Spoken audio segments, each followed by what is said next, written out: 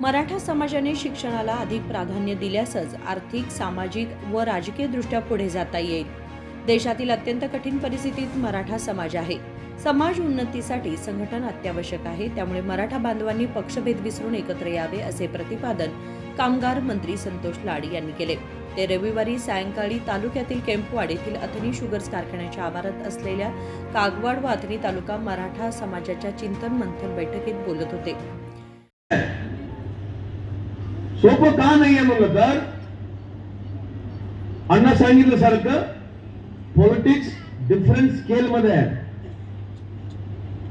ते दिसते तसं नसते. त्यामुळं काय म्हणतात ते मराठा ह्याच्यात नंबर 1 आहे. मी फसात छत्रपती शिवाजी महाराज स्टॅच्यू लावायचा आणि सुरू करा. हा अजून जोरात सुरू करा. जाऊ घरी जाऊ सगळं संपलं. का म्हणतो मी त्रास काय? तुम्ही इतिहास बघा, कर्नाटकाचा इतिहास बघून बघा.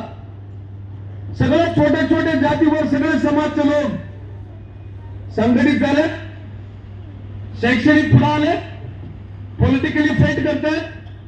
आज पण चालू आहे त्यांचा संघर्ष. आमचं एवढं मोठ्या प्रमाणामध्ये आम्ही असून आमच्याकडे युनिटी, आमच्याकडे फायटिंग स्पिरिट लई कमी आहे. माजी मंत्री श्रीमंत पाटील म्हणाले की मराठा समाज एकत्र आल्यासच विकास शक्य आहे. कधी करत नाही. माझंच उदाहरण सांगतो. मी इलेक्शनला उभारलो